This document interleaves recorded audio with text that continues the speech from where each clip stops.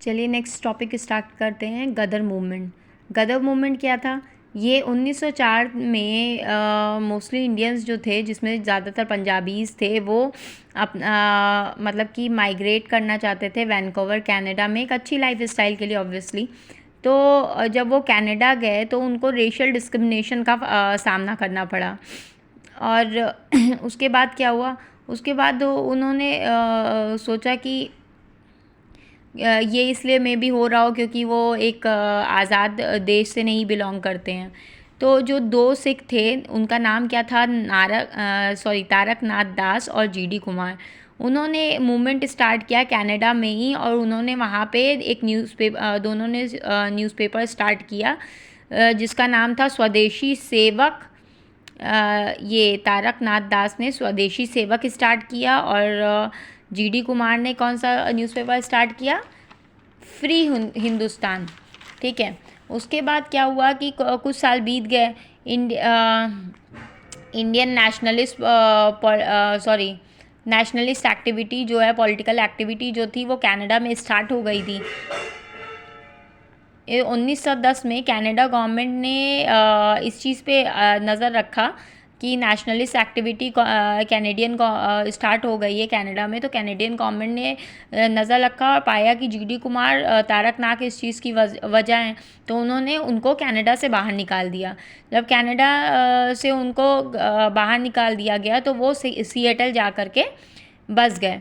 उसके बाद उन्होंने क्या किया? उन्होंने वहाँ पे स्टार्ट कर दी रिवॉल्यूशनरी एक्टिविटी सिएटल में। फिर 1911 में जो लाला हरदयाल जो थे वो सिएटल में ऑलरेडी रह रहे थे वहाँ पे। तो लाला हरदयाल को इन चीज़ में काफ़ी इंटरेस्ट था। तो उन्होंने क्या किया? एक सर्कुलर स्टार्ट किया जिसको क्या कहा गया? युगांतर सर्कुलर कहा गया। क्यों युगांतर सर्कुलर क्यों कहा गया? क्योंकि युगांतर सर्कुलर राज बिहारी बोस जो थे वो काफ़ी, लाला हरदयाल जो थे वो राज बिहारी बोस से काफ़ी प्रभावित थे। उन्होंने राज बिहारी बोस ने जो ब्रिटिशर्स के ऊपर हमला किया था, जब बंगाल को कैपिटल हटा के दिल्ली को कैपिटल बनाया जाया था, उस टाइम जो राज बिहारी बोस ने ब्रिटिशर्स पे जो हमला किया था, इस बात के लिए वो काफ़ी प्रभावित थे उस चीज़ से। उन्होंने युगांतर सर्कुलर स्टार्ट किया। फिर देखते हैं 1912 में क्या हुआ। 1912 में लाला हरदयाल ने एक एसोसिएशन भी बनाई। एसोसिएशन का नाम क्या था? Pacific Coast Hindustan Association. उसके बाद उन्होंने क्या किया? फ्यूचर में इसको क्या कर दिया? फ्यूचर में इसको गदर पार्टी का नाम दिया। पैसिफिक कोस्ट हिंदुस्तान एसोसिएशन अब क्या हो गई थी? गदर पार्टी हो गई थी। उसके बाद क्या हुआ? वर्किंग कमेटी जो थी इसकी, गदर पार्टी की, उसने एक वीकली न्यूज़पेपर स्टार्ट किया। न्यूज़पेपर का क्या नाम था? द गदर। गदर का मीनिंग क्या होता है? ये एक मेनली पंजाबी सिख लैंग्वेज है, तो उसमें इसका मतलब होता है रिवोल्ट। तो गदर पार्टी का हेडक्वार्टर कहाँ पे बना? वो सैन फ्रांसिस्को में बना, और इस हेडक्वार्टर को नाम क्या दिया गया? युगांतर आश्रम। उसके बाद क्या हुआ? यही गदर मूवमेंट की यहाँ से स्टार्टिंग हो गई। अब आगे देखते हैं। द मेंबर जो गदर मूवमेंट में काम करते थे जो लोग, उनको क्या कहा जाता था? गदर मिलिटेंट कहा जाता था। क्या कहा जाता था? गदर मिलिटेंट कहा जाता था। फिर देखते हैं। फिर उसके बाद जो न्यूज़पेपर स्टार्ट हुआ था द गदर, उसमें मेनली पॉइंट्स क्या एक्सपोज किया था? उसमें पहले पन्ने पे ही ब्रिटिश गवर्नमेंट का से रिलेटेड पॉइंट्स लिखे जाते थे, points exposing to British government. उसके बाद क्या था? उसमें नेशनल लीडर्स ने क्या क्या उनका रोल और क्या क्या उन्होंने कंट्रीब्यूशन किया है, हम लोग के देश को आज़ाद कराने के लिए क्या क्या कंट्रीब्यूशन कर रहे हैं, वो लिखा जाता था। उसके बाद उनके बहादुरी भरे किस्से लिखे जाते थे नेशनल लीडर्स के। उसके बाद क्या हुआ? वो गदर स्टार्ट हो गया। द गदर जो न्यूज़पेपर था वो डिफरेंट कंट्रीज़ में पब्लिश होना स्टार्ट हो गया, जैसे कि नॉर्थ अमेरिका हो गया, Africa, China, Malaysia, Europe, Japan, Panama, Argentina, Brazil, Iran, Afghanistan, Russia. जहाँ पे इंडियंस रहते थे वो ये न्यूज़पेपर पढ़ते थे, और भाई उनके अंदर तो आग लग जाती थी ये चीज़ सुन करके कि हमारे हिंदुस्तानियों के साथ क्या हो रहा है, हमारे हिंदुस्तान में क्या हो रहा है। और जगह जगह युगांतर आश्रम भी खुल गए थे। फिर 1916 में क्या हुआ कि 1916 तक आप समझ लीजिए कि 10 लाख न्यूज़पेपर जो है वो एक हफ्ते के अंदर बिक जाता था। 1916 तक की कहानी आपको पता लग गई। अब 1914 थोड़ा सा पीछे आ जाते हैं 1914 पे। 1914 में लाला हरदयाल को अरेस्ट कर लिया गया था उनकी रिवॉल्यूशनरी एक्टिविटीज़ देख करके। उसके बाद उनको जेल में डाल दिया गया था, जिसकी वजह से उन्होंने ये गदर मूवमेंट से अपना ब्रोकअप कर लिया था। उसके बाद क्या हुआ, अब 1914 की कुछ और मेन किस्से, मैं ये देखिए ये कोमागाता मारू इंसिडेंट जो है, मैं एक वीडियो में सेपरेट वीडियो बना करके इसमें पढ़ा भी चुकी हूँ, मगर इसमें मैं थोड़ा सा और सिंपल लैंग्वेज में आपको ये पढ़ा देती हूँ। 1914 में कोमागाता मारू इंसिडेंट हुआ था, जो कि साउथ ईस्ट एशिया के जो लोग थे वो अच्छी ज़िंदगी पाने के लिए वो कनाडा आना चाहते थे। तो क्या हुआ, गुरदीप सिंह संधू जो थे, उन्होंने एक किराए पे शिप ली जापान से, जिस शिप का नाम क्या था, कोमागाता मारू।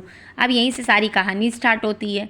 जर्नी स्टार्ट हुई आपकी हांगकांग से, जिसमें 164 मेंबर्स जो थे वो सवार हो गए शिप पे, कोमागाता मारू शिप पे। फिर वो शंघाई पहुंची शिप, फिर वहाँ पे कुछ लोगों ने ज्वाइन किया, फिर ये शिप पहुंची योकोहामा, फिर वहाँ पे कुछ लोगों ने ज्वाइन किया। ये सारे इंडियंस थे, मोस्टली सिख थे, पंजाबीज, उन्होंने ज्वाइन किया योकोहामा में।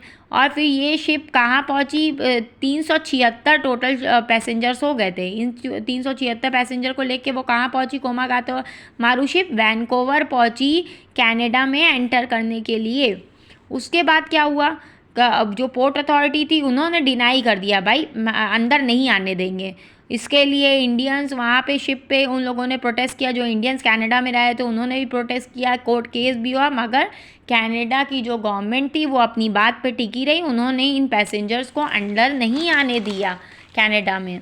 फिर क्या हुआ, फिर उसके बाद कोमागाता मारू शिप जापान भी नहीं जा पाई, योकोहामा जहाँ से पैसेंजर्स उठाए थे शंघाई से, वहाँ भी नहीं जा पाई। क्यों नहीं जा पाई, क्योंकि वहाँ की भी अथॉरिटीज़ ने मना कर दिया। क्यों, रीज़न ये था कि वो लोग ये सोचने लगे कि ये लोग रिवॉल्यूशनरीज़ हैं, इनको हम लोग अपने यहाँ पे घुसने देंगे तो हम लोग के यहाँ भी प्रॉब्लम स्टार्ट हो जाएगी। फिर ये शिप को जिस कंट्रीज से इन लोग आए थे वहाँ पे भी नहीं जाने दिया। फिर ये शिप पहुँची है कैलकाटा अपने इंडिया। फिर उसके बाद क्या हुआ, जब वो कैलकाटा पहुँचे तो फिर वहाँ पे ब्रिटिशर्स को पता लगा इसके लिए, तो ब्रिटिशर्स ने बोला वो पंजाब की ट्रेन खड़ी हुई है, यहाँ से निकल जाओ। अब ये बात कहना था ब्रिटिशर्स का, तो जितने पंजाबी से सिख कम्युनिटी के ज़्यादा लोग थे उनको बड़ी तेज़ गुस्सा आ गया ये सुन कर के, कह रहे हम लोग इतने दिन से ट्रैवल कर रहे हैं यहाँ पे, अब यहाँ पे भी नहीं मिल रहा है तो रहने को मिल रहा है। तो उसके बाद ब्रिटिशर्स और ये शिप के जितने लोग थे कोमागाता मारू शिप के, उनके बीच में लड़ाई हो गई, जिसमें से 18 लोग जो शिप के थे वो मारे गए, 202 लोगों को अरेस्ट कर लिया गया और बाकी भाग के कहीं छुप गए। उसके बाद 1914 में क्या हुआ, वर्ल्ड वार फर्स्ट स्टार्ट हो गया था।